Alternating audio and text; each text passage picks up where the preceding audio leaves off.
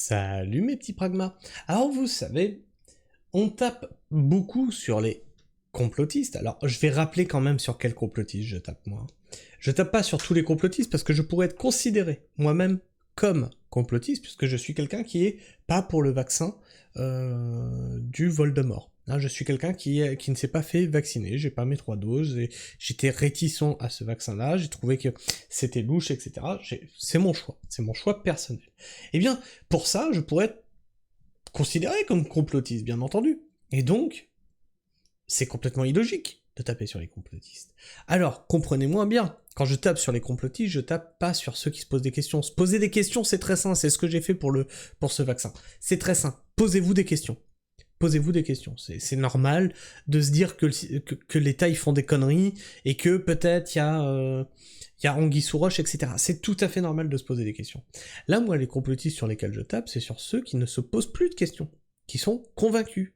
Convaincus que tout ce qui est scientifique, c'est de la merde, qu'on nous ment, et du coup, ils réinventent un narratif de Terre plate, d'un dôme, d'une lune qui n'existerait pas, et t'opposes ça dans l'espace commentaire en disant « Voilà, c'est ça la vérité !»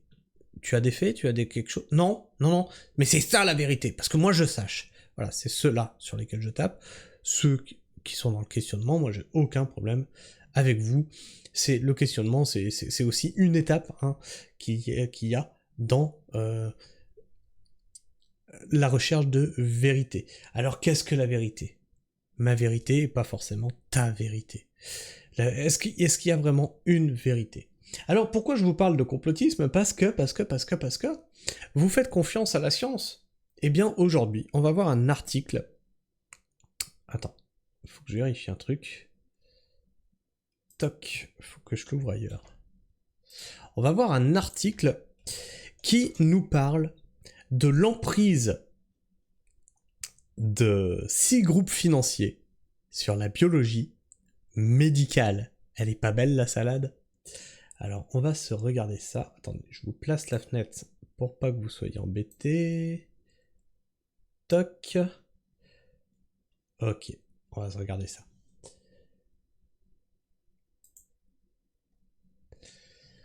L'emprise de 6 groupes financiers sur la biologie médicale. Alors rappelez-vous, on avait vu aussi ce lobbying pour les OGM qui avait été fait par des groupes, des lobbies sur les scientifiques c'était l'INRA, je crois, ou des trucs comme ça, et qui devaient publier sur X en taguant des trucs. Vous vous rappelez de ça ?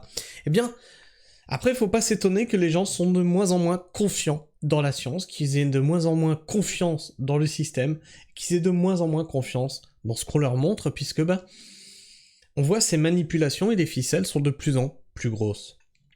L'emprise de 6 groupes financiers sur la biologie médicale. Autrefois majoritairement indépendants, les laboratoires d'analyse sont peu à peu tombés dans le giron des grands groupes, qui ont profité des évolutions législatives du secteur, voulues par les pouvoirs publics, à des fins d'économie. Vous voyez ? Comme quoi, c'est en fait le gouvernement, les décisions politiques qui nous mènent là où on en est. C'est facile après pour le gouvernement de dire « Oui, ce sont des complotistes, oui, ce sont des personnes qui croient que la Terre est plate, ils croient aux extraterrestres, etc. etc. » Mais les mecs, c'est vous qui créez ça. Parce qu'à la base, les gens, ils ont une défiance envers le système, et vous leur donnez toutes les cartes pour dire « vous avez raison, regardez, on va encore en faire plus, regardez, vous avez raison, faut pas nous faire confiance en fait, on fait que de la merde. Vous avez pas confiance en la science ? Attendez, on va ouvrir grand les vannes de la science, et puis on va laisser des groupes de financiers s'infiltrer là-dedans. Comment ça, vous avez plus confiance du tout en la science ? Oh, c'est bizarre, ça, c'est pas normal. Vous avez plus confiance aux médias ? Oh, très bien, attendez, on va ouvrir grand les vannes, et puis on va laisser ça à des gros financiers aussi. Et après, ils s'étonnent qu'il y a des complotistes partout. Étonnant, c'est étonnant, vraiment. Les gens sont perdus, les gens sont paumés, les gens ne peuvent plus trouver des infos fiables. C'est ça le problème. En l'espace de 15 ans, le secteur de la médecine libérale a fait l'objet d'un mouvement de de concentration inédit. En 1980, la France comptait plus de 4000 sociétés de laboratoires de biologie médicale de ville, contre moins de 400 en 2021. Oh, ça alors! Ça a été divisé par 10, comme les agriculteurs, dis donc. Oh, c'est rigolo, ça. Tout ce qui sert à la société, ça dégage. Les écoles? Oh, non, non, non, on va pas investir là-dedans. L'armée? Non, non, non, non, non. Pardon, la poste? Non, mais ça, on privatise. EDF? Non, mais on privatise. Voilà. Tout ce qui est utile à la société, ça dégage. Entre-temps, les grands groupes privés adossés à des fonds d'investissement ont racheté leurs laboratoires à des médecins biologistes et fusionné les structures. 6 groupes détenaient 61% de la biologie médicale de ville en 2021. Unilabs, Biogroup, Cerba Healthcare, Innovi, Synlab, Eurofins. Désormais, ils en posséderaient plus de 2/3 selon l'estimation du directeur général de la Caisse nationale de l'assurance maladie, Thomas Fantôme, en juillet 2023. Comment en sommes-nous arrivés là ? On a cassé les indépendants, on leur a mis la pression sur les tarifs. Oh ça alors! Comme les agriculteurs, dis donc, c'est rigolo, c'est toujours les mêmes méthodes. On te noie, on te fout la tête sous l'eau, et après on s'étonne que t'as disparu, dis donc. Oh, c'est bizarre, c'est étrange. Avec en même temps des normes de qualité très lourdes à respecter, accuse Lionel Baran, biologiste, libéral et président du syndicat national, les biologistes médicaux. Beaucoup ont eu peur et préfèrent vendre plutôt que de risquer la faillite, en profitant des gros chèques qui s'offraient pour les racheter.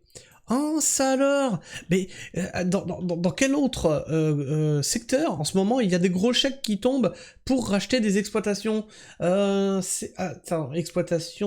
Agriculture, voilà, merde. C'est bizarre, hein, c'est bizarre, toujours le même modèle, hein, c'est étrange. Vraiment, je comprends pas, c'est bizarre. L'État a jeté la biologie dans les bras des investisseurs. Jusqu'à la fin des années 1980, les cabinets de biologie médicale étaient en effet détenus par des biologistes propriétaires de leurs outils de travail. C'est ça tout le problème. Propriétaires de leurs outils de travail. Ce qu'ils veulent, c'est des esclaves. Ils veulent des esclaves. Que tu sois propriétaire de ton propre outil de production, ah non. Ça leur plaît pas du tout. Moi, je suis une plaie pour eux. J'ai plus peur de rien, j'ai plus peur de la finance, j'ai plus peur de perdre ma maison, je suis propriétaire de mon outil de production, je suis une putain de plaie pour eux. Avec ma vision d'autonomie à long terme. Qui gérait des équipes restreintes. Le métier était très rentable, porté par une forte demande et des gains de productivité dopés par l'automatisation croissante des techniques d'analyse. À partir des années 90, les pouvoirs publics, qui cherchent à réduire les dépenses par le biais d'économies d'échelle, encouragent la profession à se regrouper pour former des entités de plus grande taille. C'est fou, hein. C'est fou, hein. L'agriculture. Vous faites un copier-coller, c'est exactement ce qui s'est passé dans l'agriculture. Et c'est ce qui continue. Là, ils mettent le dernier coup de sape, en fait. Exploitant jusqu'à 5 laboratoires. Pour en faciliter le financement, la loi autorise les investisseurs extérieurs, non biologistes, à acquérir jusqu'à 25% du capital des sociétés. Voilà, donc ça, c'est le pied dans la porte. C'est ce qu'on appelle la technique du pied dans la porte. Vous savez pas ce que c'est le pied dans la porte ? C'est une technique de vente. C'est une technique de vente, c'est le vendeur qui te met le pied dans la porte pour t'empêcher de la fermer. Bien là, c'est la même chose. On dit, non mais attendez, ils peuvent acquérir que 25%.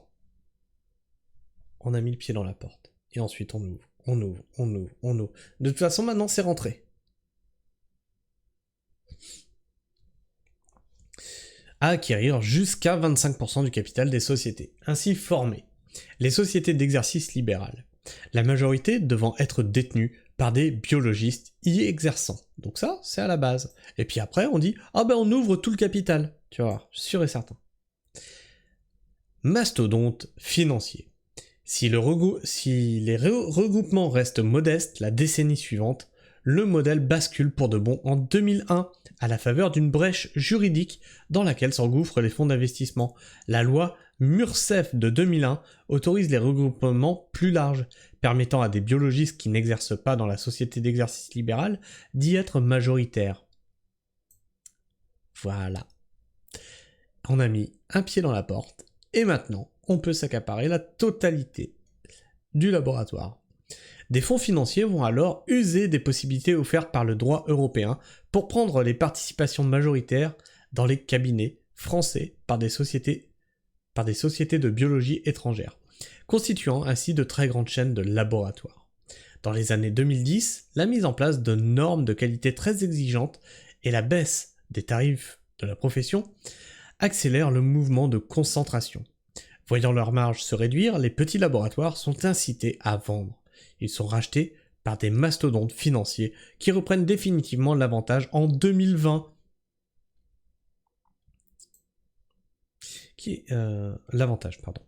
En 2020, ils détenaient plus de 75% des sites.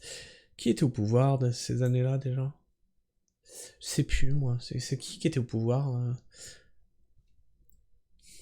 Fossoyeur de la France. Franchement. Contre 16% en 2010. Vous voyez, en 10 ans. En 2020, ils détenaient plus de 75% des sites. Contre 16% en 2010. Voilà. Quand tu laisses rentrer la finance là-dedans, c'est baisé.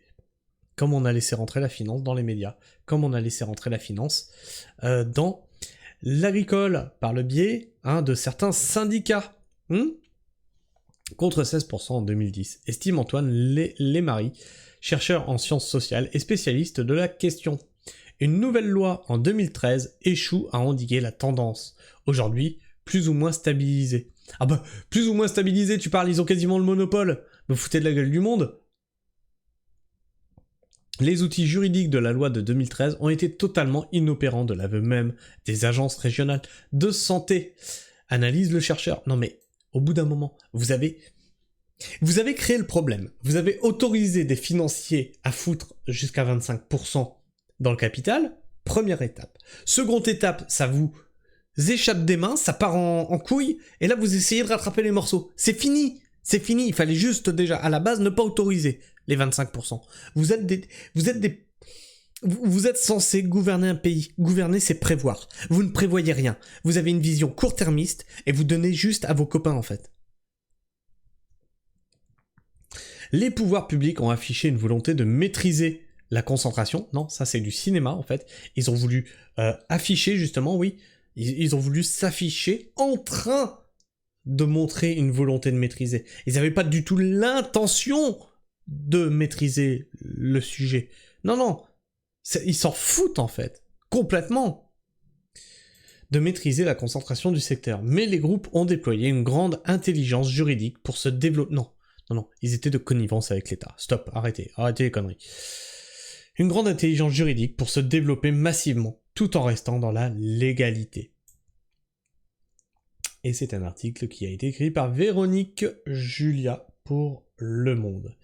Eh bien, qu'est-ce que vous pensez de tout ça? Et après, on s'étonnera qu'on a des gens qui sont complètement défiants envers les vaccins, qui sont défiants envers les nouvelles recherches, qui sont défiants envers le vaccin du Voldemort. C'est bizarre. Mais en fait, tous ces trucs-là finissent par leur donner raison.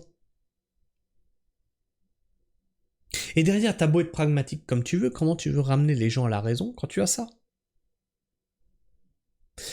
Vous, je parle des hommes politiques, vous avez créé les complotistes. Vous avez créé les anti-vax. Vous avez créé les anti-sciences. Ne vous en plaignez pas. Vous les avez créés. Je pense totalement à dessein. Ça vous arrange. Enfin, bref. Je sais pas ce que vous pensez de tout ça. N'hésite pas à me partager ton opinion et ton avis dans l'espace commentaire. N'hésitez pas à en débattre entre vous. Alors attention à la glissade sur ce sujet-là. Je pense qu'elle va être assez facile, la glissade. Donc attention, respectez-vous dans l'espace commentaire, sinon la modération devra faire son travail. Et puis, comme d'habitude, maintenant tu connais la musique, tu fais un petit toc ici là, t'abonner, tu vérifies que tu es toujours bien abonné, puisque YouTube en désabonne encore certains d'entre vous. Et puis tu likes, tu cloches, tu partages. Partager, c'est très important pour les algorithmes YouTube. Puis si tu aimes mon travail, partage-le, diffuse-le autour de toi. Je suis sûr que les gens y trouveront des choses intéressantes. En tout cas, moi je vous fais la bise, prenez soin du sol et restez pragmatiques.